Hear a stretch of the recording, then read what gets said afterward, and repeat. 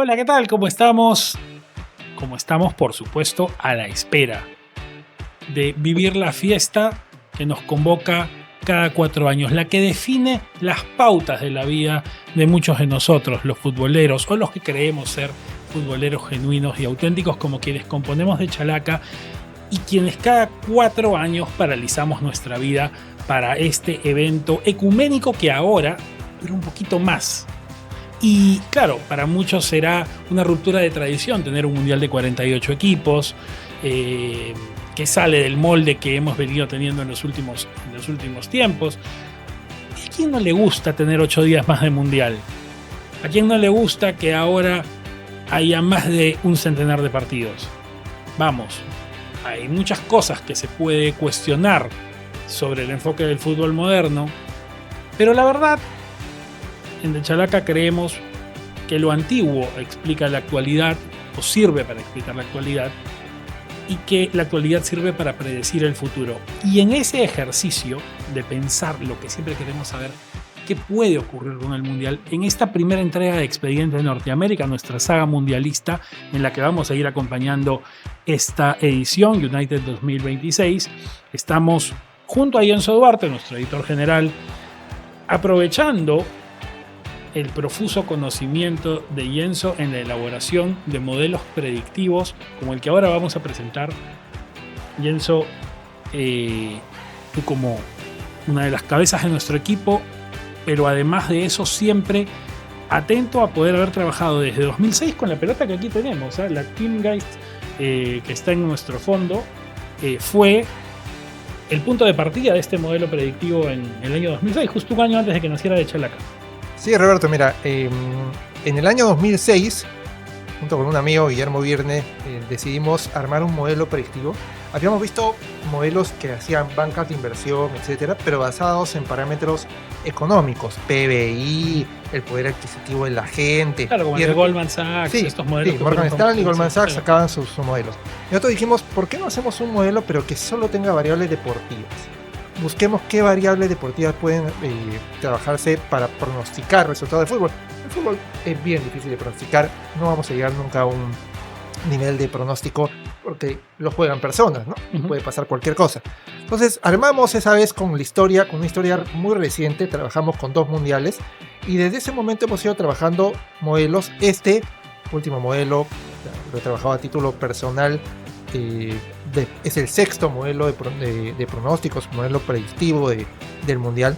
El 6º modelo, pero que ya usa la historia de los 9 mundiales pasados, desde el mundial de Italia 90 hasta el mundial de Qatar 2022. Entonces es un modelo que termina utilizando información partido a partido de 552 partidos, lo cual te da un modelo robusto con más de 1100 observaciones para poder pronosticar qué resultados pueden haber partido a partido. Un modelo que es dinámico, además, porque como lo vamos a ir explicando durante este programa, no es solo de los modelos que te dicen al inicio del mundial va o puede pasar esto, sino que partido a partido se va autorrevisando para terminar arrojando lo que puede ocurrir en cada escenario.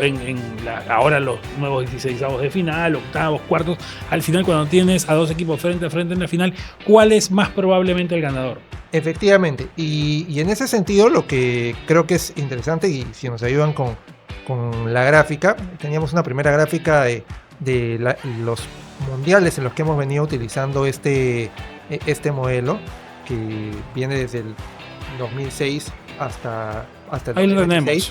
Eso es, en cada mundial hemos ido aumentando la muestra, evidentemente, es un poco más al detalle, pero si pasamos a la siguiente, por favor.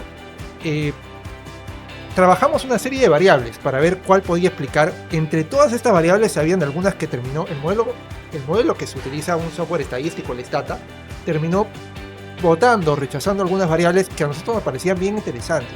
Una, por ejemplo, era el valor defensivo del equipo. Otra era el poder del ataque. Otra era las pequeñas sociedades, que por ejemplo tenía selecciones como la de Senegal, claro, que 6-7 jugadores venían del mismo club, jugaban juntos todo el tiempo. No la terminó aprobando, nos dio mucha pena. Entonces al final el modelo se terminó quedando con 5 variables importantes. Una, la vamos a ir detallando, es el valor del equipo, la contribución de los jugadores, es un índice de competitividad. Uh-huh. Otra es el peso de la historia de los mundiales, qué experiencia tienen las selecciones de jugar en mundiales. El otro es el impacto que tiene ser local en un mundial. Uh-huh. El cuarto es un ranking, puede ser el ranking FIFA, en este caso es el rating ELO, que te mide el desempeño de las selecciones jugando como selección. No importa, no solo mundiales, amistosos, cualquier tipo de torneo. Y el último, que es una variable de ajuste, que es el efecto del tercer partido. Esas 5 variables son las que terminan explicando los resultados. Claro, de todas las que se pusieron en la cocina, digamos, son las que han terminado exhibiendo un mayor poder explicativo, que es lo que al final uno desarrolla en un modelo con metodología, en este caso econométrica, para poder arrojar lo que dice Yenzo, es un resultado deportivo y todas las variables son deportivas. Luego tenemos alguna gráfica adicional que nos explica un poco el universo. Ahí está, está el universo entonces de variables que se fue ejecutando y dando desde esto que empezó, como decías, en 2006 y termina ahora llegando ya con un modelo ya experimentado. Sí, cada vez esto es lo que tienen los modelos de pronóstico, predictivos, ¿no? En la medida que le vas metiendo más data, va ajustando su probabilidad de pronóstico. Y su precisión. Sí, y su precisión. Claro, te puede pasar como han tenido mundiales en los que hay varias sorpresas y te castiga el modelo. Pero eso ayuda a que luego en la siguiente el coeficiente que te sale para la variable se ajuste, ¿no? Es un poco un tema estadístico. No vamos a aburrir con la parte estadística, vamos a la parte deportiva. Pero, o sea, al final es un modelo. Claro, pero nosotros en el Chalaca siempre hemos hecho estadística deportiva. Lo que pasa es que, claro, la estadística como ciencia pura tiene sus rarezas, tiene sus marcianadas, digamos, ¿no? que a nosotros nos encantan, pero que hay que saber fusionarlas con lo que es la observación empírica, realmente lo que termina pasando en una cancha que tantas veces es impredecible. Tras la pausa vamos a empezar a mostrar variable por variable el peso que estos supuestos, estos datos que se introducen al modelo pueden tener para poder determinar quién sería el campeón de esta Copa del Mundo, que es la gran pregunta que todos hacen y que podemos anticipar, y eso nos arroja un escenario de empate técnico en estos tiempos. Efectivamente, es un empate técnico de hasta 6 selecciones, así que vamos más adelante con las llaves y probablemente va a ser sorprendente. El empate técnico del Mundial. El empate técnico. Ahí estamos.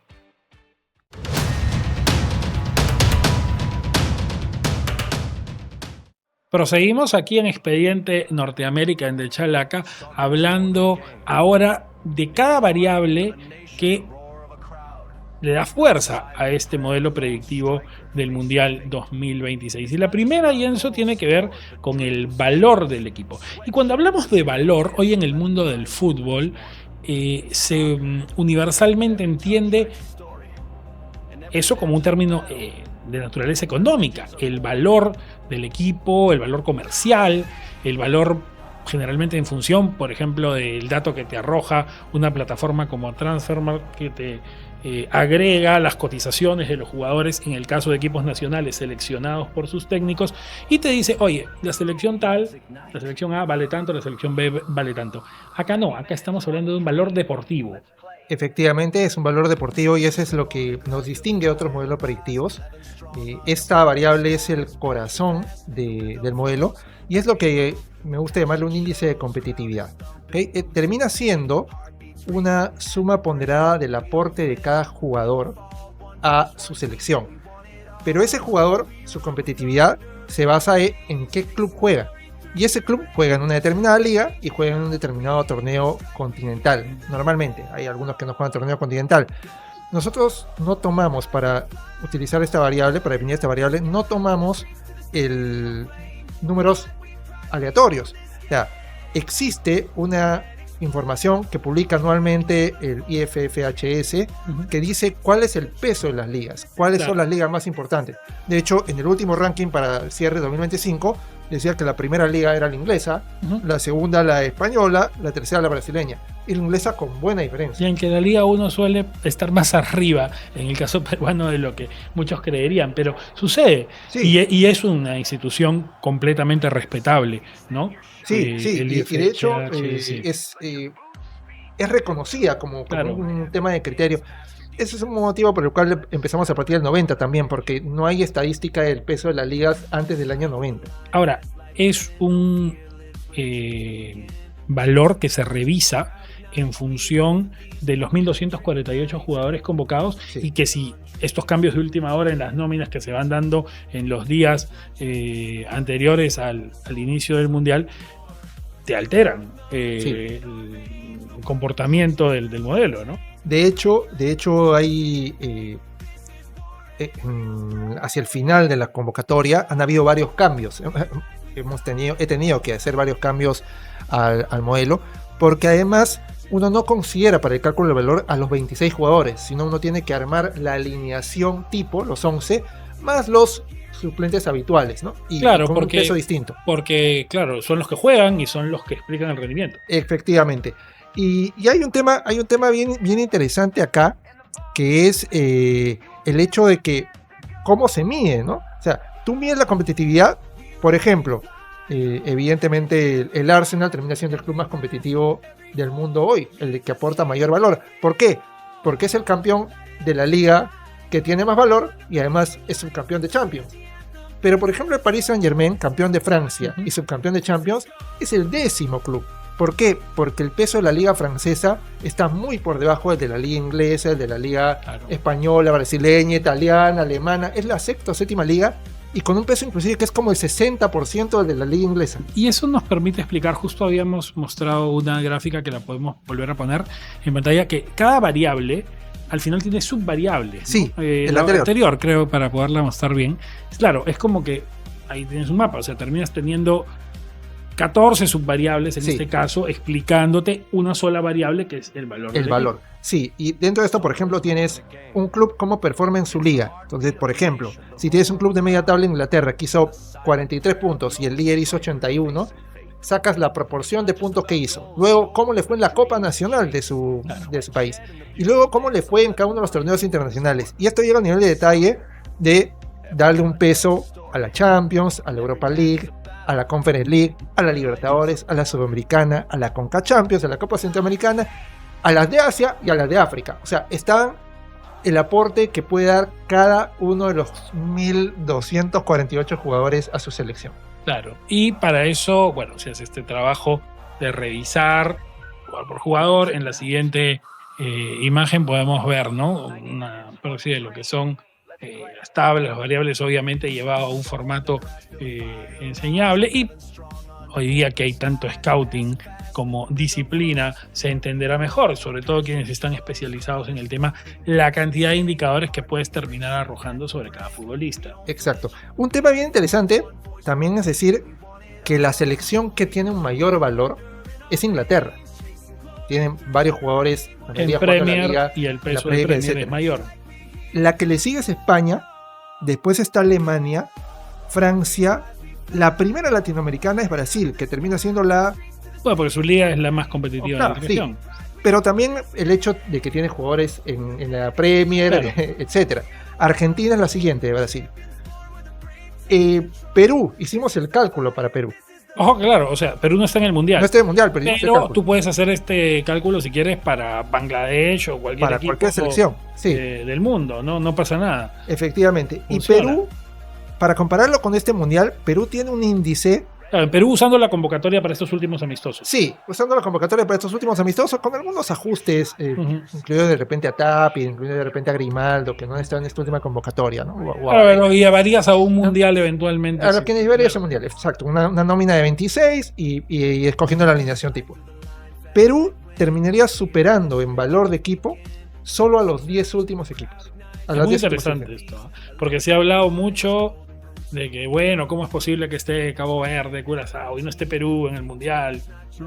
De hecho, curiosamente, Perú estaría detrás en competitividad de Cabo Verde, justamente de Cabo Verde. Y ¿Y superaría, perdón, Haití lo superamos. es exactamente, Perú está entre Cabo Verde y Haití. Ahí está, pues, ¿no? Pues lo que acabamos de ver el otro día, como Haití fue totalmente superior a Perú. Te digo, Y Perú le ganó el partido, sí, porque no saben marcar en los corners los haitianos. Visiblemente no es su fuerte. Y Perú tiró un par de corners y le sacó en los corners. Eso es tan viejo como el fútbol, desde que existen los tiros de esquina. Sabes que hay equipos que los manejan y otros que no. Sí, sí. Ahora, normalmente los equipos que están peor categorizados en este ranking son aquellos que están plagados de jugadores de las ligas locales. El último es Qatar. Claro. el penúltimo es Jordania. O sea, Perú y con toda la literalmente, inversión que se ha hecho por mejorar su liga. a pesar, pero no termina siendo una liga muy Claro. competitiva. Entonces, a los que supera Perú literalmente son Haití, Nueva Zelanda, Curazao, Uzbekistán, Panamá, Sudáfrica, Irak, Irán, Jordania y Qatar. Clubes que normalmente están llenos de jugadores de sus ligas locales y ligas que no tienen Selecciones, tanto claro, peso. tiene selecciones con sus jugadores de sus ligas. Bueno, es así. Es un índice que te va reflejando esa competitividad. Por supuesto, esta parte es interesante, ¿no? Porque probablemente cuando va avanzando el mundial y lo que decíamos como el modelo se va autorrevisando, tú puedes poner un cara a cara entre dos equipos que se van a enfrentar y vas a terminar viendo si uno de mayor valor deportivo le gana a otro o mejor dicho, de menor valor deportivo le gana a otro de mayor valor deportivo. Sí, acá hay un tema bien interesante porque el modelo, a medida que van pasando los partidos, yo voy metiendo la cantidad de minutos exactos que juega cada jugador para ver efectivamente cuál fue el valor de ese equipo en ese partido. Claro. Y eso también me permite autoajustar. No, claro, y si suspenden a alguien ya no lo vas a tener en tu oncena probable y eso va a cambiar muchas cosas. Si te expulsan a alguien en un partido, tu valor del equipo durante ese partido baja, porque tienes menos minutos, no tienes 990 minutos de juego, que es lo que suman los diferentes jugadores. Puedes tener 930, 920. Ese es un efecto importante. Para dejar sin la curiosidad a la gente, en Perú no es extraño suponer que los jugadores que más valor aportan a la selección son aquellos que están en las ligas mejor valorizadas. Estamos hablando de Carrillo, Eric Noriega. El tercero es Marco López. Después está Sone y después está Pretel. Porque el LDU es un equipo tiene un nivel importante en competencias continentales. Claro, las competencias continentales también están incorporadas. Claro, la Sudamericana y la Libertadores. Bueno, está bien. Es como uno puede ir construyendo supuestos, escenarios. Siempre recuerden que en un ejercicio de esta naturaleza se asumen cosas. Probablemente cada cual puede construir. Lo importante es la consistencia entre lo que se está asumiendo y sobre todo que en el tiempo esa consistencia no te lleve a escoger, como decía Jenso, aleatoriamente cualquier cosa para que te salga lo que quieres buscar, sino que respetes tus premisas. Exactamente. A ver, a veces uno tiene el corazón hinchando por determinada selección y el modelo te dice otra cosa. Entonces uno tiene que respetar lo que te dice el modelo. La liga peruana es la liga número 34 en el ranking de ligas de la IFFHS. Por eso digo, a veces sale un poco más. Yo creo que la liga peruana es una liga que tiene bastantes más méritos de los que usualmente se le atribuyen, pero en fin, esa es otra discusión. Ahora lo que viene después de la pausa es hablar de historia como variable, y eso es algo que a nosotros aquí en De Chalaca nos interesa muchísimo.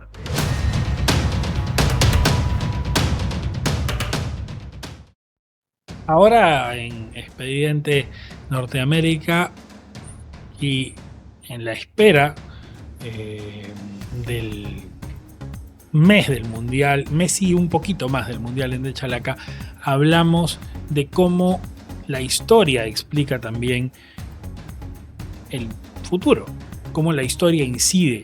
Y la historia en los mundiales es, creo yo, en su principal valor. Pues, creo que esto, la tradición que hoy está tan trastocada, para muchos, algunos podemos estar. Siempre hay resistencia al cambio en los mundiales, en general, de todos nosotros, o sea, me incluyo. Y está bien, porque es defender lo que es tu costumbre.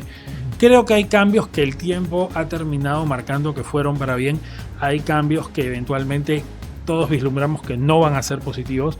Y bueno, el tiempo solo filtrará aquello que no es conveniente para el fútbol, ¿no? Efectivamente. Ahora, esta es una variable también importante. Solo considera la participación de las selecciones en mundiales de fútbol. Claro. Lo que nosotros le llamamos netamente mundialista. Es acá mundialista. No hay otros torneos. Por ejemplo, en el anterior caso, el del valor, hablábamos de la competitividad de jugar en los clubes. Ahí es solo claro, clubes. O sea, ¿no? Hay uno, el anterior tenía que ver con clubes, con selecciones en mundiales. Vamos a ver otra que tiene que ver con la selección en cualquier competencia, amistosos, etc. Pero esto de acá es lo que a nosotros nos gustaba llamar la variable de la camiseta. Sales a la cancha y el peso de tu camiseta en un mundial influye, ¿no? O sea, es bastante fuerte. Aquí, ¿cómo se construye esta variable? Se le da un peso a la participación, al resultado que tuvo cada selección en cada mundial, donde es ponderado en función de el número del mundial. ¿Por qué? Porque el mundial más reciente obviamente tiene más peso. ¿Por qué? Porque repites jugadores, porque vienes con la racha, por eso es que Argentina tiene algún tipo de favoritismo, etcétera, y porque no puedes considerar de repente pues al resultado de Uruguay del 30 o del 50 con el mismo peso del resultado de... Pero sí hay un peso. Sí tiene un peso. Sí tiene un peso que se va acumulando en el tiempo. No, son 22 mundiales, ¿no? Entonces, digamos, va decrecientemente, o digamos, a la inversa del tiempo, ¿no? Mientras más antiguo es el mundial, menos peso tiene el evento, pero sí pesa. Sí pesa. Aquí hay un índice construido donde el 100% sería si una selección ganó todos los mundiales. ¿Ok? Ese sería el 100%. El que tiene el nivel más alto respecto a ese índice de 100, siempre que uno hace un modelo tiene que indizar las variables, porque si no pierdes facilidad de comparación. El que tiene el índice más alto es Alemania, ¿no? Inclusive más alto que Brasil, porque ha tenido mejor resultado. En algunos mundiales ha sido campeón más reciente que... Ha sido más parejo. Ahora, ahí es interesante, ¿no? Porque, claro, tú dices que empezaste el modelo en 2006 y entiendo que en ese momento el modelo era bien verde-amarelo, ¿no? Era recontra verde-amarelo, Roberto. ¿Por qué? Porque tenías que... Además había utilizado historia de 2 mundiales. En esta variable igual lo tirabas hacia atrás, pero tenías un peso bien reciente de un 2002 campeón Brasil, un 98 subcampeón, un 94 campeón. O sea, los últimos 3 mundiales que pesaban más, tenías 2 títulos y un subtítulo. O sea, ¿podríamos decir que el mundial se desbrasileñizó en estas 2 décadas? Sí, bueno, voy a adelantar. En los anteriores mundiales, en los anteriores modelos, a diferencia de este, Brasil, cuando uno pronostica desde el inicio, salía Brasil campeón. O sea, Brasil aún así siguió arrastrando su peso, porque tampoco es que lo eliminen pronto en los mundiales. O sea, va sumando etapas. Este es el primer modelo, el sexto, en el que Brasil no sale campeón. Por defecto, porque hay un empate técnico. Claro, dijimos, claro. O empate técnico, estamos en estos tiempos hay que poner todas las precisiones. Después, imagínate, nos mandan comunicados. Con un margen de error, con un margen de error de 1.9. Pero efectivamente. Ahora, es bien curioso porque la historia de los mundiales como que tiene bloques. Alemania y Brasil están en un primer bloque, en ese orden, Alemania y Brasil.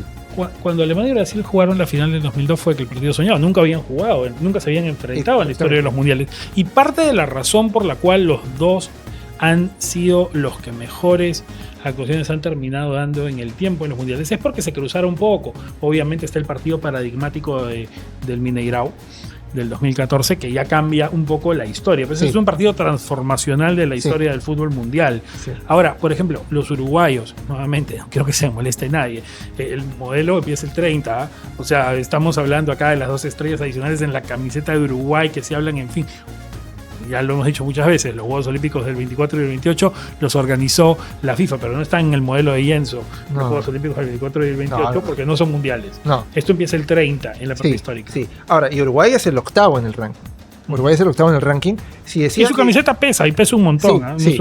O sea, Alemania es el primero con un índice de como 56, pero Brasil está muy cerca, con un índice como 54. Están muy pegados. Hay un segundo bloque, el tercero y el cuarto, que son Argentina y Francia. Curiosamente, Argentina y Francia finalistas en los 2 últimos... campeones de los últimos mundiales y finalistas en el último. Finalista Francia, finalista en los 2 últimos, Argentina finalista en 2 de los 3 últimos mundiales, ¿no? Y después hay un siguiente bloque muy parejo en el que están Países Bajos, Inglaterra y España. Y el que le sigue es Uruguay.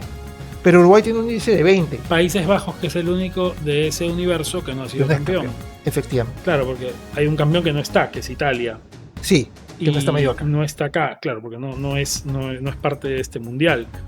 Y que por supuesto eso lo va a afectar cuando vuelva a los mundiales y en el modelo de Jenso haya que correr a Italia, esta ausencia de 3 mundiales. Sí, va a afectar. Grave, o sea, no va a estar metido de repente tan adelante. Debería estar porque ha sido campeón varias veces. Ahora, hice el cálculo en este caso, de dónde quedaba Perú. ¿Ok? También. Y Perú tiene un índice de competitividad, si Alemania es 55-56, Perú es 3.6. Es un índice chico. Claro, o sea, para tener su lugar en la historia, a pesar Claro. de que hemos tenido a uno de los pocos futbolistas con 10 goles en la historia de los mundiales.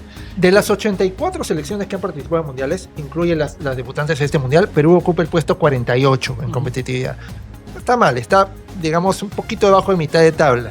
Y en este mundial superaría a 14 selecciones en términos de historia. Superaría desde Noruega hasta Curazao. Noruega, Egipto, Canadá, Nueva Zelanda, Qatar, etcétera. Claro, son equipos que claramente tienen menor historia mundialista que Perú, Sí. ¿no? Estaría por debajo, curiosamente, de equipos que tienen una historia reciente en mundiales como Argelia, Costa de Marfil, Sudáfrica, porque han tenido algunas participaciones recurrentes más recientes.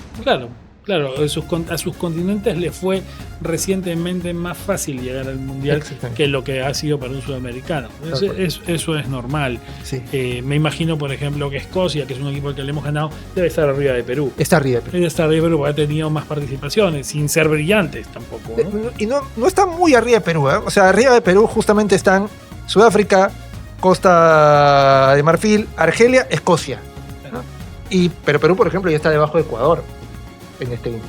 Bueno, Ecuador ya, ¿no? Ecuador Recientemente y hasta avanzando. este siglo no había jugado el mundial y ahora se metió ya a tener una historia. Por eso, Ecuador ha hecho un cambio estructural que lo ha convertido en un habitué de mundiales, como ahora vuelve Colombia. Colombia también es un equipo que sacó una ventaja estructural en Sudamérica. La tradición se va construyendo también, se va reforzando en el tiempo.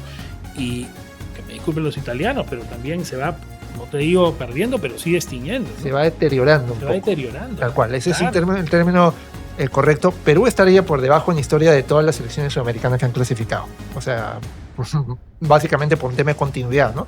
Aquí es como que si vas a la fiesta más seguido, obviamente apenas estás en la puerta te dejan pasar. Ya te dejan pasar. Ya, no te pone el peladito de la puerta. Claro. No te restringe el paso. Bueno, venimos para seguir hablando de variables explicativas de este modelo y lo que nos tocará medir es algunos detalles que son bien de fútbol, ¿no? La localía, el tercer partido en los mundiales. Volvemos.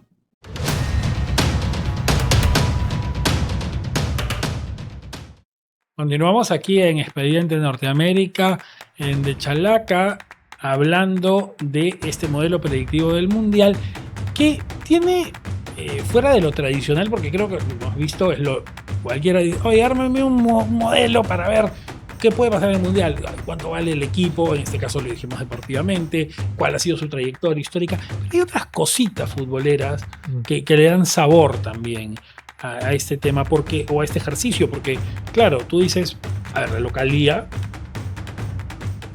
de fútbol sabemos que pesa y pesa importantemente, sí. Más que en otros deportes. Sí, claramente. A ver, está el famoso dicho de la casa se respeta, ¿no? Y de hecho tienes a la afición que está ahí y que empuja.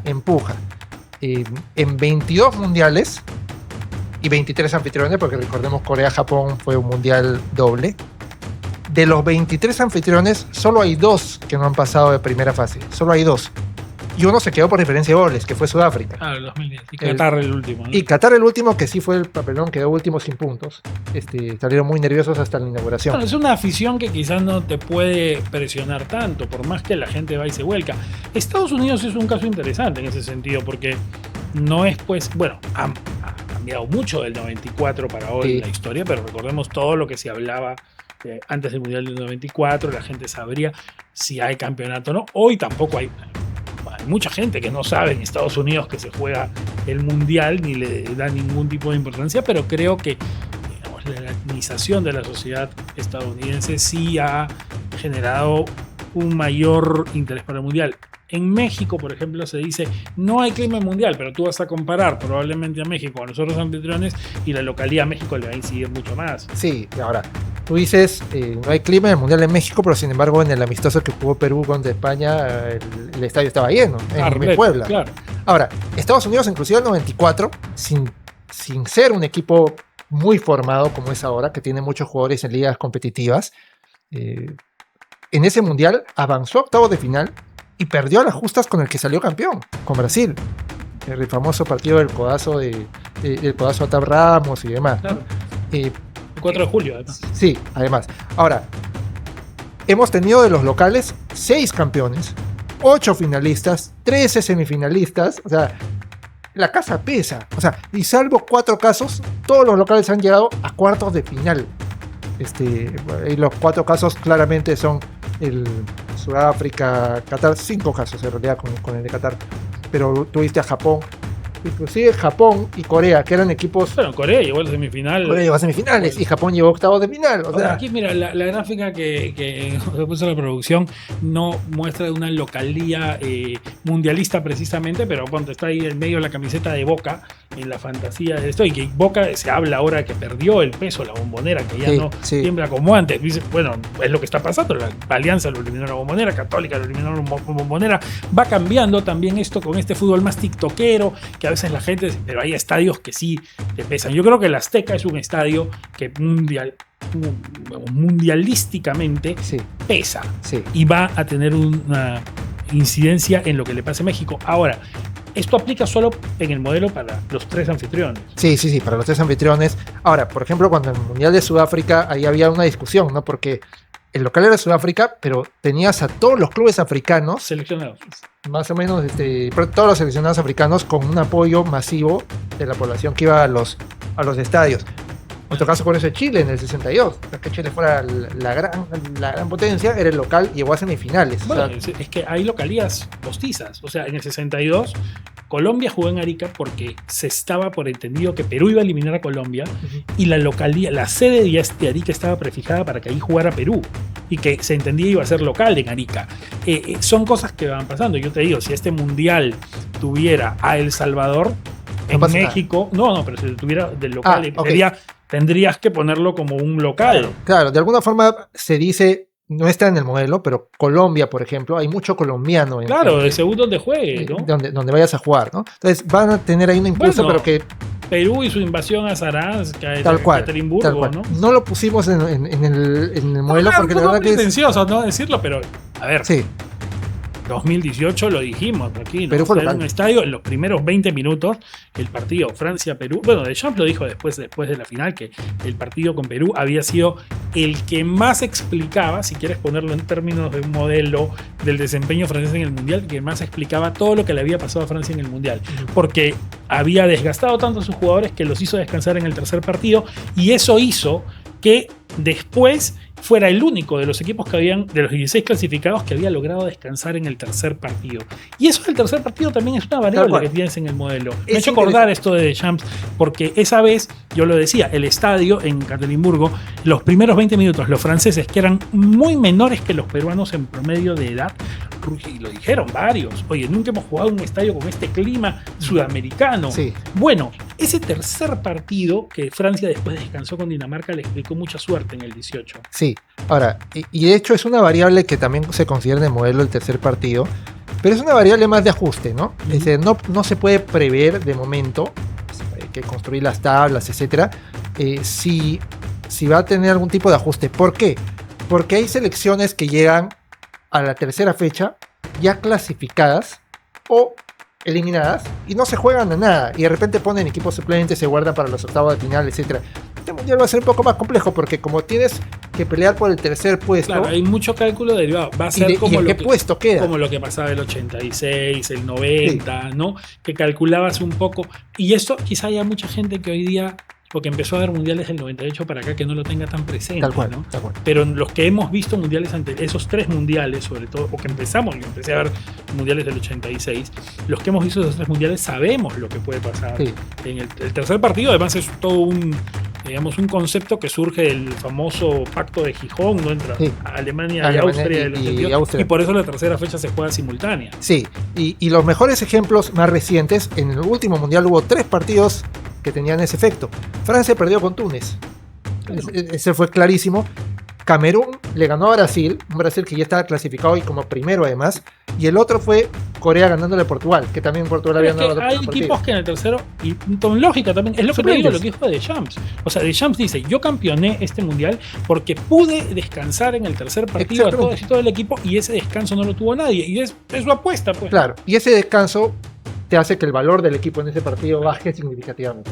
Bueno, pero, por supuesto, también el equipo o los equipos tienen otros coeficientes agregados que determinan su posición en el tiempo. Existe el ranking FIFA, existen otros rankings y de eso hablamos tras la pausa.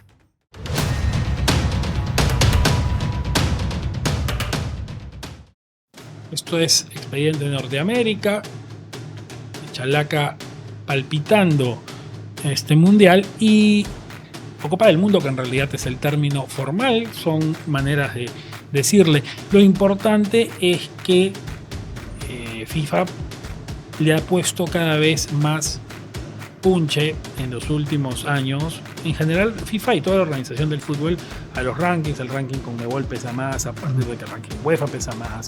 Ahora las ligas de naciones, la Nations League y la Liga de Naciones que se quiere generar en Sudamérica, consideran un poco la ubicación de las selecciones y tiene hasta peso en la propia clasificación. Díselo Suecia. Claro, díselo Suecia. Termina encontrando la ventana. Ajá. Por su ubicación en el ranking de la UEFA. Sí.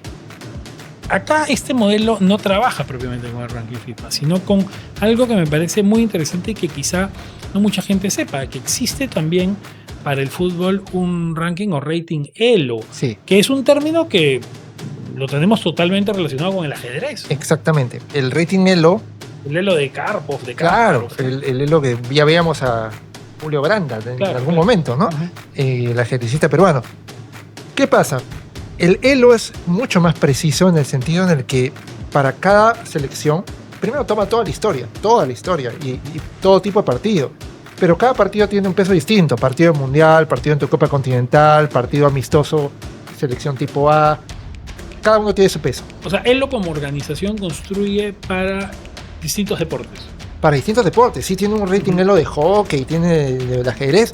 Y el de fútbol creo que es bastante utilizado.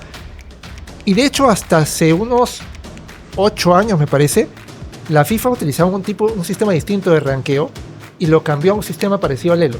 ¿Por qué? Porque el ELO lo que te dice es, a ver, ¿cuál es el resultado esperado? Por ejemplo, juegan, qué sé yo, Japón con Emiratos Árabes Unidos. Entonces dice, a ver, lo esperado es que Japón, además, te considera quién es local. Que Japón en Tokio le gane a Emiratos Árabes Unidos. Si hay un empate, le da más puntos a Emiratos Árabes Unidos y le quita puntos a Japón, ¿no? Y además hay un esperado de goles en función de la diferencia en el ranking, la diferencia de performance. Entonces va ajustando y se van moviendo los países en ese ranking. Hoy por hoy, el número 1 del ranking es España. Es el número 1 de este rating y el segundo es Argentina. Francia está en el puesto 3. La tabla, sí, ¿no? Ahí tenemos la tabla. Un zoom a la tabla. Y está. No sé si se puede hacer zoom. Si no, bueno, ahí está. En todo caso. Ahí está, gracias. Perfecto. España es el primero. Ahí vemos. Los campeones están prácticamente en los primeros 5 lugares. Portugal es el sexto, ¿no? Es importante. Y Perú, de nuevo, porque a mí me gusta hacer el ejercicio de dónde está Perú en cada una de las variables. Perú ocupa, a la fecha de este corte, de este rating, ocupa el puesto 47, empatado con Costa de Marfil.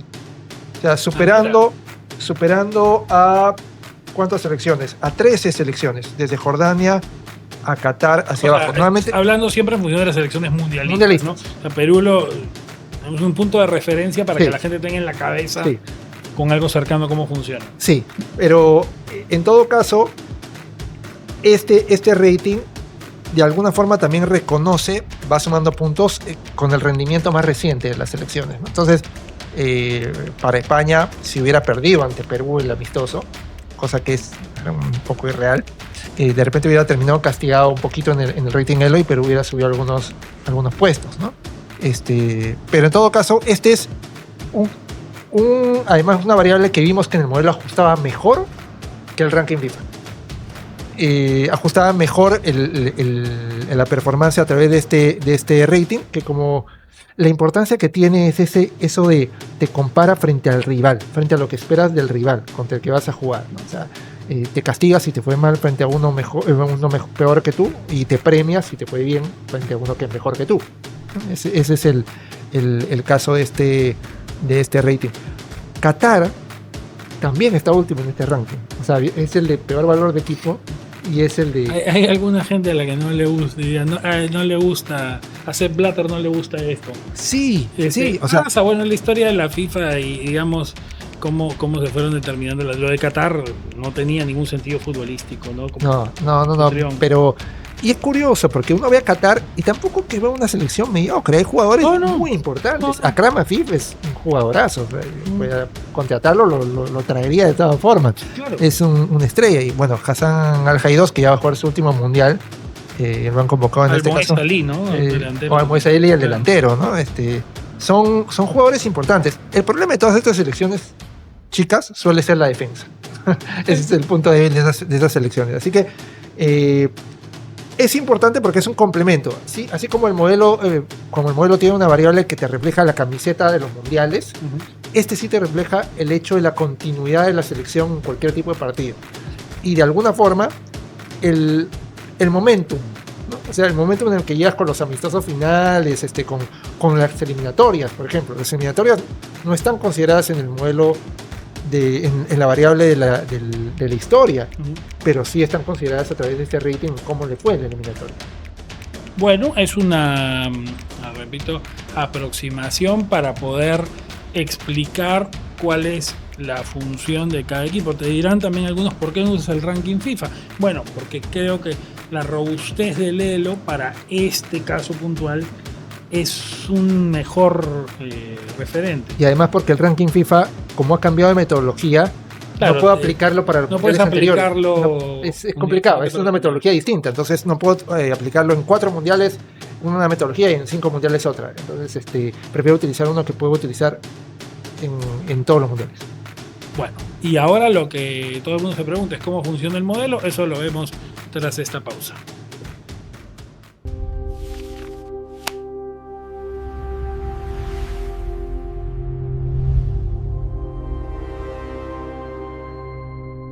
Bueno, y ahora sí, la hora de la verdad en este expediente en Norteamérica, aquí en De Chalaca. Este modelo, ¿cómo funciona y sobre todo, qué nos dice? Nos dice, les podemos ir anticipando, ¿no? Estamos como, ¿no? Todavía en la recta final, digamos, antes de llegar al desenlace, nos dice que hay un empate técnico. En estos tiempos, esas son palabras mayores. Es un empate técnico hasta entre 6 selecciones. Entre 6 selecciones. Uno mete al modelo la combinación de las diferentes variables, Roberto, del valor del equipo, de la historia, del peso del local, del ranking, el rating Elo, no tanto del tercer partido, pero metes todas estas variables y en la combinación tienes 6 selecciones muy parejas. Y no es casualidad que sean 6 campeones mundiales. Pero, claro, son 6 campeones mundial, pero ojo, que hay empate técnico no quiere decir que no vaya a haber un ganador en este modelo. Vamos a decir en un rato. Vamos a explicar cómo determinamos el ganador. ¿Cuál es el ganador? O sea, ya pueden hacer diciendo sus modelitos, claro, los hilos de Twitter diciendo, ¿no? Este puede ser el más probable, como ahora se habla, el más probable. Exactamente. Ahora, la simulación. Las 6 selecciones son, sin ningún orden en particular, Inglaterra, España, Francia, Alemania, Brasil y Argentina. Esas 6. 6 campeones mundiales. 6 campeones mundiales. Y de los 7 que juegan en este mundial. De los 7 que juegan en este mundial. Bueno, Italia lo va a ver por tele. Y lo que te dice es que si hay un partido entre cualquier par de esos 6, el modelo no te arroja un ganador. Se da penales. ¿No? Te dice que va a terminar empatado. Y además todas estas selecciones no tienen forma de encontrarse si no están en una etapa en la que tenga que definir por penales. Bueno, pero para explicar cómo llegamos a ese escenario tan parejo, hay que decir cómo funciona el modelo. Y para eso tenemos un ejemplo práctico, que es el primer partido del Mundial. Sí, el México-Sudáfrica. El modelo estadísticamente lo que te dice es, a ver, cada partido son 2 observaciones. El modelo te dice, ¿qué tan probable es que México le gane a Sudáfrica? Y luego se pregunta en la siguiente observación qué tan probable es que Sudáfrica le gane a México, por ejemplo. Y te va a decir que hay un ganador cuando tiene más de 50% de probabilidad. En el caso del México-Sudáfrica, por ejemplo, cuando pregunta qué tan probable es que México le gane a Sudáfrica, dice 73%. Obviamente, México tiene mejor valor de equipo. Es el puesto 35 versus el 44 de Sudáfrica. México no tiene un gran valor de equipo porque tiene muchos jugadores en la liga local. Pero tiene más historia, mucho más historia. Es el 10º contra el 34. Y tiene mucho mejor rating Elo, el 18 contra el 79. Entonces, metes todo la licuadora y te dice, bueno, hay una gran probabilidad de que México gane, ¿no? Además de que tiene el componente del local. Salvo que aparezca Shabalala. Salvo que aparezca Shabalala y le meta un gol como la vez pasada. Entonces, te pregunta eso y te dice, ok, debería ganar México. Y en el otro, hace la comparación y dice, no debería ganar Sudáfrica. Entonces, cuando el modelo mide su propia efectividad, si gana México va a decir, tengo 2 aciertos, porque yo dije que ganaba México y dije que no ganaba Sudáfrica. Claro. Si gana Sudáfrica dice, tengo 2 desaciertos. Me equivoqué totalmente.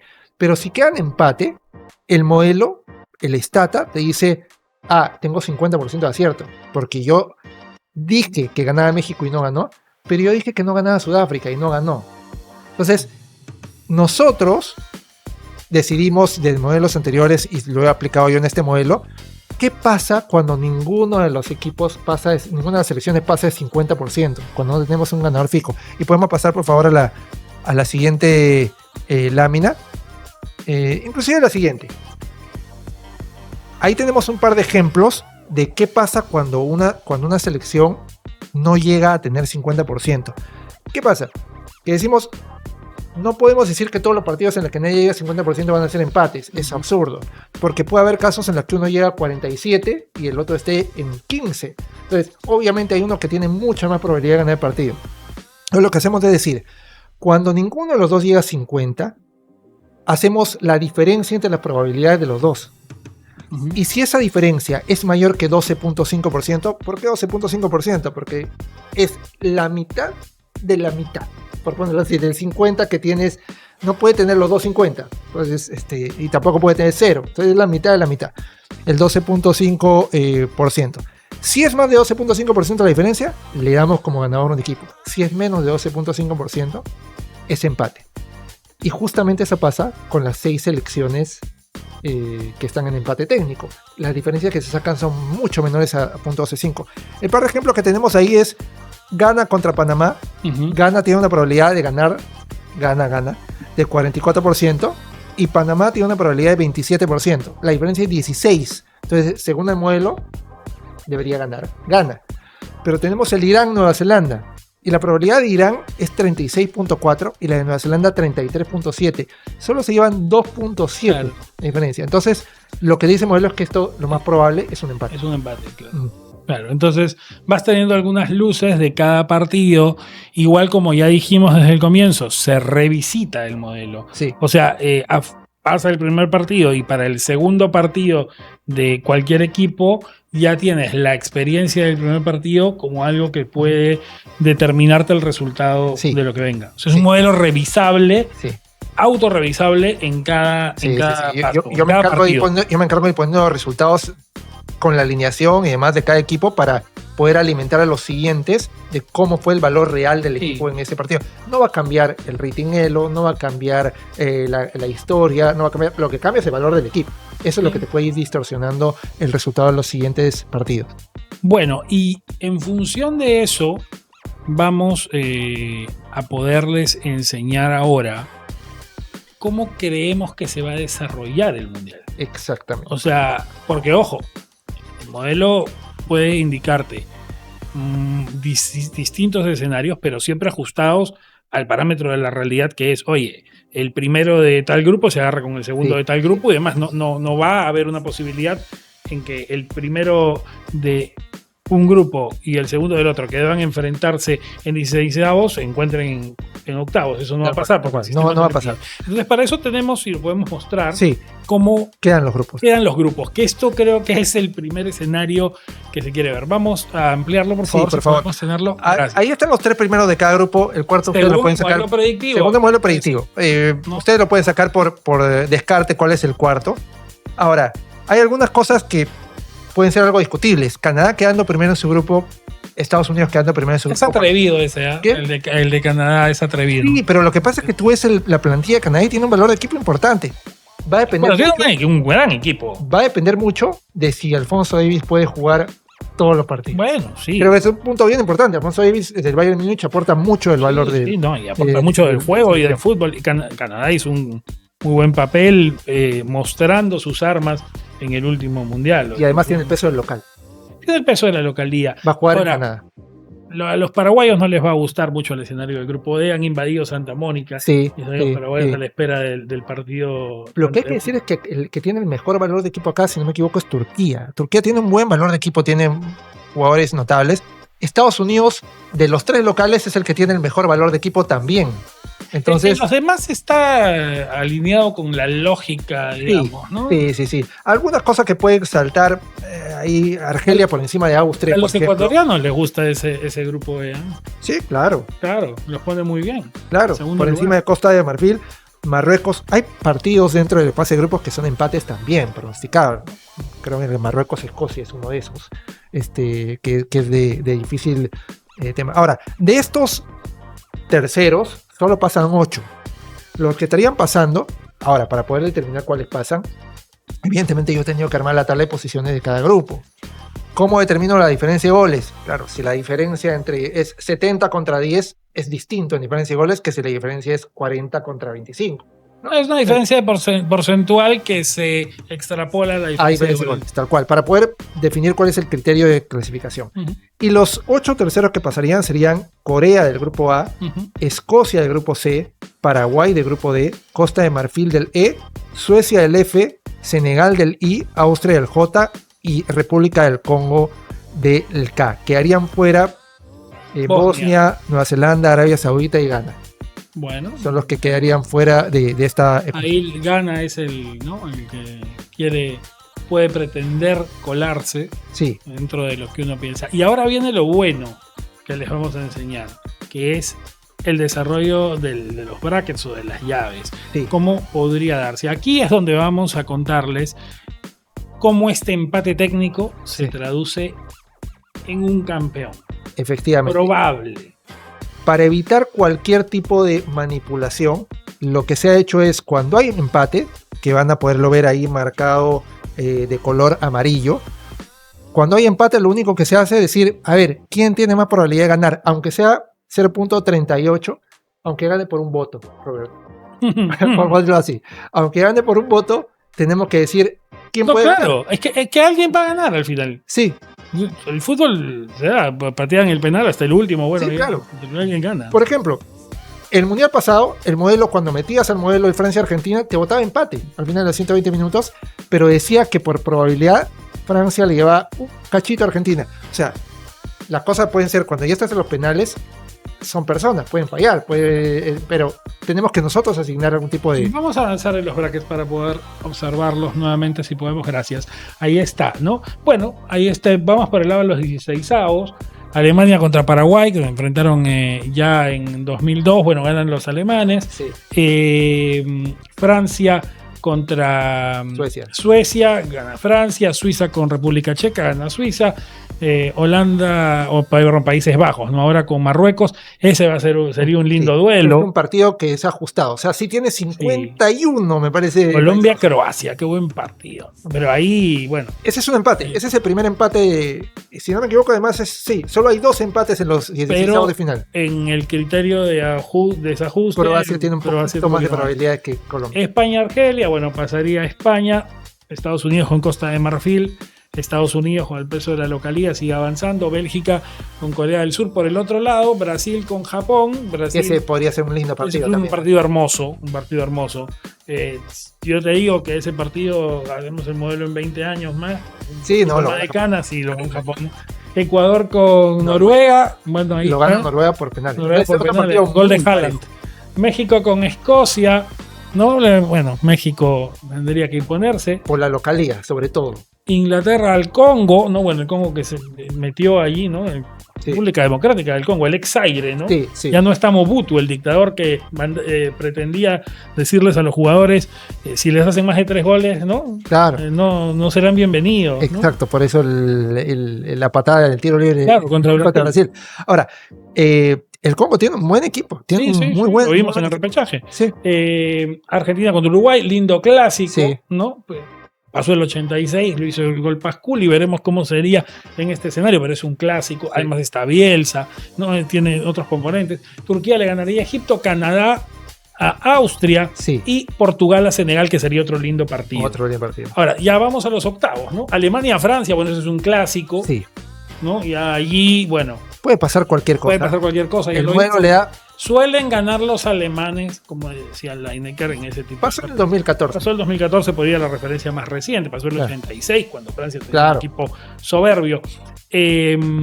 Países Bajos contra Suiza. Sí. Creo que, bueno, Hay un favoritismo. ¿ya? Croacia-España, partido también hermoso. Gana España. Estados Unidos-Bélgica. Bueno, eso pasó el 2014, ¿no? Pasó en el 2014 y fue un partido bien Un parejo. muy buen. Se fueron a suplementarios. Origi hizo el gol Sí, de los belgas. y termina Estados Unidos en el modelo, terminan empatados prácticamente, y Estados Unidos vence por penales, Claro, Brasil-Noruega, bueno, otro sería un partido simpático. que ya pasó en el 98, Claro. perdió Brasil, ¿no? Pasó, claro, era en un tercer partido. En un ¿no? tercer partido. Tercer partido. México, o tercera fecha, mejor dicho. ¿no? Sí. México con Inglaterra, bueno, ahí, ¿no? Este es curioso. No, aquí está mal marcado. Es Inglaterra el que gana. Gana Inglaterra, Sí, sí, claro. gana Inglaterra. Sí, hay un problema con la marcación, pero gana Inglaterra. Gana Inglaterra. Ah. Argentina-Turquía, bueno, ahí creo que el favorito es Argentina. Tú Sí. dijiste que Turquía estaba bien ponderado en el modelo. Y Portugal con Canadá, ahí acabaría la aventura canadiense. Ya en los cuartos tenemos No está marcado. Alemania-Países Bajos. Se quedó sin marcar, creo. Sí, se ha quedado sin marcar. Pero Sería es Alemania. Alemania que lo gana en los Bueno, 90. ese es un partido también. O sea, mira, la ruta de Alemania ahí, Es una ruta complicadísima. esa ruta, olvídate, ese partido que no tiene, ¿no? Sí, No piensa en Beckenbauer contra Cruyff y Feller contra Rijkaard Sí, y claro. todos esos, digamos, eventos mundialistas. España con Estados Unidos, claro, allí tendría que avanzar. España. Y España tranquilo. España tranquilo. Brasil con Inglaterra, bueno, ya Ronaldinho y Seaman están viéndolo por televisión, pero Claro. ¿no? Es un partido que tiene su Sus peso. cositas. ¿no? Y claro, Brasil ahí, bueno, yo creo que ahora tiene al entrenador, ¿no? Al entrenador. Vamos a ver, pero te da Inglaterra del Sí, modelo. sí. Que es una variable bien interesante que no te mueve. Pero ese ¿por cuánta diferencia te lo da No, Inglaterra?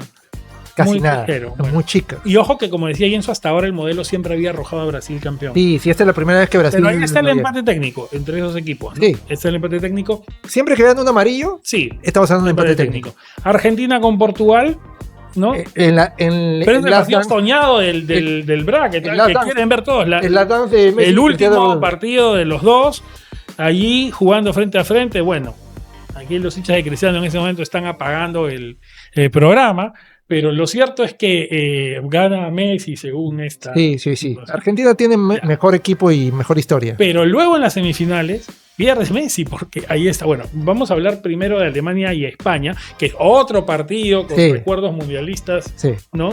sí, sí. Calientes, pero pasaría a Alemania, según esta Semifinal de 2010, ¿no? semifinal de 2010, ¿no? Jugaron el 94, También. han jugado el 66, o sea, tienen sus Sí, sí, tiene su. antecedentes mundialistas, y por supuesto en euros, ¿no? Pero acá hablando de mundiales. Y en la otra, ¿no? Nos decían la revancha, bueno, no sería en el Azteca, sería en el MetLife. Creo que es el Mendes. Sí, ¿no? Ya toda la parte final, semifinales y finales son en el MetLife, en New Jersey, pero Inglaterra ganando a la Argentina. Bueno, ya pasó con la famosa jugada de Beckham ¿no? Y el penal de Beckham y lo de Verón el 2002. Pero bueno, ahí Pero este es de nuevo.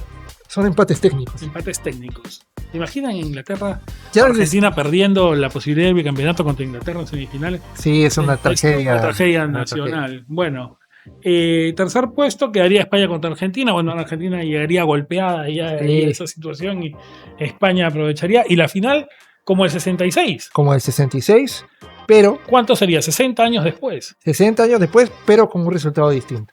Claro, sin el árbitro asistente Tofik Bakramov. Ajá. Que, ¿no? El famoso gol fantasma. El famoso gol fantasma de John Hurst. Sí, tal cual. Ahora, la ruta de Alemania es una ruta complicadísima, ¿no? O sea, ya desde Paraguay, o sea, ya, claro, Paraguay, con Francia, ¿no? Países Bajos, España, o sea, si quieres ser campeón... Si ves, son empates técnicos, sí. O sea, podríamos hablar de... Qué lindo sería que las elecciones se definieran así, ¿no? En pequeñas... No, te digo, yo, como va el mundo, de repente después te arman, así como hay debates en duplas, claro, no así en cara a cara, porque así como vamos, mejor así vas eliminando candidatos. Pero es, ¿qué es lo que está pasando? Es curioso, pero, o sea, si tú ves esa ruta y si llega a ser campeón Alemania, lo tiene bien merecido, porque quiere decir que ha dejado en el campeonato. Claro, no, obvio, le ganaría a todos los más pintados. Sí, ahora, justo cuando hablaba de que Brasil tiene el técnico, la curiosidad que se me vino ahorita a la mente, ¿no? Este es el primer mundial de la historia en el que no hay técnicos brasileños. Sí, claro. El primer mundial de la historia sin técnicos brasileños. Curiosamente, ¿no? O sea, y, ojo, me parece que todos los campeones mundiales han tenido como técnico a alguien de su propia nacionalidad. ¿Sí? Entonces, con Alemania, o sea, tienes ahí una posibilidad. Bueno, en este caso, si llega a la final Alemania-Inglaterra, estarías hablando de dos técnicos alemanes. Yo, una final Alemania-Inglaterra. En Inglaterra ha habido reparos por el tema de Tuchel. Bueno, en su momento, igual ha mostrado para mí una gran postal de la modernidad del fútbol y de la apertura mental del fútbol y también del desarrollo de Europa en el fútbol, que hoy puedas tener a un técnico alemán dirigiendo Inglaterra, ¿no? Es una cuestión que, a ver, o sea, ni siquiera te digo el 66. Creo que empezando este siglo era inimaginable. Yo creo que es casi paralelo que tengas un técnico italiano en Brasil. Sí, o sea, claro. Es fuerte. Brasil siempre ha sido absolutamente nacionalista. O sea, vámonos nomás. Imagínate eso en la final del 94, que tú le dijeras, ahí está jugando, claro. Está en el equipo el técnico de Brasil, claro, en el siguiente mundial que se va a jugar en Estados Unidos, ¿no? Imagínate. ¿No? Ahora, esto, de nuevo, es un modelo predictivo. Es un modelo que tiene muchos empates técnicos, pero que es un modelo que tiene, y de repente si me ayudas con la última gráfica de apoyo, que tiene una serie de componentes que no se pueden medir, ¿no? Hay muchas cosas que un modelo no puede medir. Esa ilustración la ha empezado, creo que más en la final de la Champions por colores, pero ya está ahí los colores. Sí. Pudiera pensar, no están en el mundial. Se están lamentando el Arsenal, ¿no? Pero también podría ser un Dinamarca-Ucrania, pero no están. Puede ser, bueno. A ver, el hecho de que salga algún talento escondido que no está bien medido, claro, en el valor del equipo. Voy a poner un nombre chiquito, Gilberto Mora, en México, que juega en el Tijuana, no aporta mucho valor al equipo, pero es la joya de su selección. Entonces, esas cosas no las recoge el modelo. No recoge el modelo del desgaste físico de los equipos, que te implica hacer cambios y que te bueno, lo puedes ir ajustando, pero en el primer pronóstico no te lo recoge. Claro. Asumes la misma alineación, claro, para todos los partidos. La mano del técnico, que es bien importante, que te cambia durante un partido, te puede cambiar la estrategia. Las rivalidades, es muy distinto, por ejemplo, ver un Alemania-Inglaterra, ya ahí no habla de coeficientes, o lo mismo un Argentina-Uruguay, no habla de coeficientes, hablas de a ver cómo sales a la cancha a enfrentarte a tu clásico, o lo que sucede en la cancha, ¿no?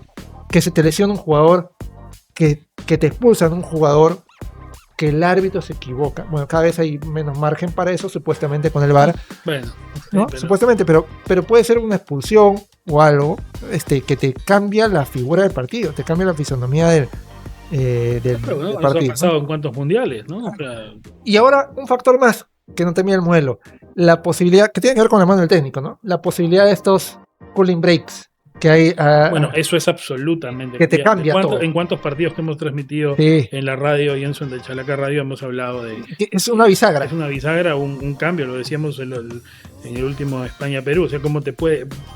Son 4 tiempos, y esa es la verdad. Van a llevar el fútbol a 4 tiempos. Claro.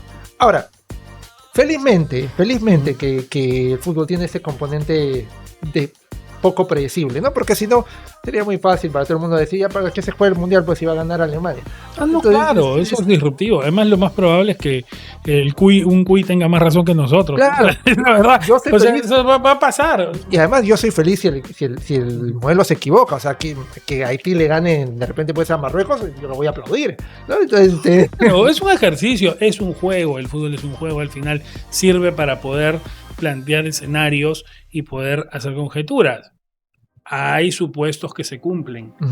Hay supuestos que no se cumplen, y uno, por eso también lo interesante, creo yo, de este modelo predictivo, y Enzo, que tú trabajas hace ya 2 décadas, es que va autorrevisándose. O sea, sí. no es un tema pretencioso de decir, oye, tenías razón, sino de poder ir viendo para cada escenario qué es lo más probable. Sí, ahora, te digo, el índice general de acierto del modelo está poco arriba del 60%, alrededor del 60%. Que en fútbol es un montón, porque en fútbol tienes 3 resultados posibles. O sea, en fútbol tú arrancas con 33% para cada partido. Claro. Que tenga 60% no está mal. Curiosidad, en el mundial pasado, a mí yo recibí una serie de comentarios negativos cuando se me ocurrió decir en Twitter cómo les iba a ir a los equipos latinoamericanos. Y dije que México no pasaba por diferencia de goles ante Polonia, porque perdía con Argentina, empataba por Polonia y le ganaba por muy poco a Arabia Saudita y se quedaba tercero fuera, y empecé a recibir ataques de mexicanos. Cuando acabó la primera fase, Army, ¿no? Los amigos de Víctor Sierra estaban ahí todos ahí. Cuando acabó la primera fase, más bien los mexicanos retuiteaban mi mensaje diciendo, sí, claro. mira, ¿cómo sabía este tipo que eso iba a pasar? Fue curioso. Pero eso es, a ver, una de las curiosidades exitosas del modelo, pero tiene muchos fallos también el modelo, porque es fútbol, y eso es lo interesante, es un ejercicio. Es un ejercicio simpático, interesante, como tanta tradición mundialista. Ya es este modelo también una tradición mundialista que Yenso aporta a las tantas tradiciones que tenemos, los ritos de cada 4 años, los álbumes, los intercambios que se derivan de los álbumes, poder hacer juntas con amigos de hablar del mundial, cada costumbre, ajustar los horarios, la quiniela, las pollas que se hacen en oficinas. Bueno, todo eso lo acompañamos en De Chalaca. En De Chalaca cada 4 años tenemos también nuestros propios ritos, que son cubrir el mundial partido a partido. Ahora es un rito mucho más grande porque son bastantes más partidos. Vamos a revivir en este mundial nuestras crónicas de partidos, que es algo que creo muchos de ustedes nos han venido reclamando, así que lo van a poder disfrutar en Chalaca desde este 11 de junio, cita mundialista que vivimos y que hemos empezado a compartir en este expediente Norteamérica, aquí con el salón, ¿no? Un magnífico set para poder empezar a mostrarles el mundial, y lo vamos a seguir haciendo durante estas semanas a la espera de saber si el empate técnico produce al campeón más técnico. Esperemos que suceda. La ventaja es que esto no se va a resolver en mesa, Roberto. Esto se resuelve en la cancha. No se va a resolver en mesa ni, ¿no?, con impugnaciones, sino, exactamente. Bueno, no sé. En el fútbol a veces hay reclamos. En el Perú, olvídate, aquí tenemos todo este tipo de escenarios, pero en el fútbol del mundo normalmente se termina resolviendo en la cancha, y eso es bueno porque creo que al final tanto se ha hablado de las cosas que rodean a este mundial, con mucha razón, pero aquí está, ¿no? La pelota, efectivamente, lo dijo Maradona, que no necesariamente es el favorito de todos, ni siquiera el mío, pero dijo una verdad absolutamente categórica: no se mancha.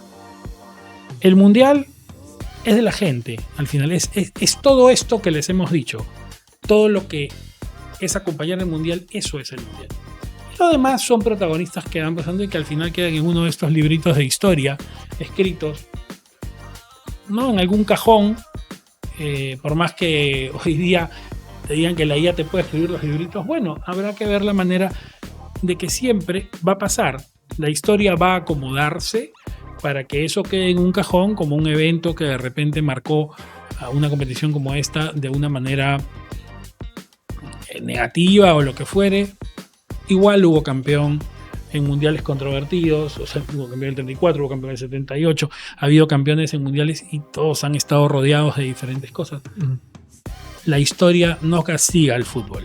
La historia castiga a la gente que se colgó alrededor del fútbol. Y ahora estamos seguros de que así viviremos este United 2026. Nos seguimos encontrando con más Expediente Norteamérica aquí en De Chalaca, y gracias al Salón para poder llevarles lo mejor de esta Copa del Mundo.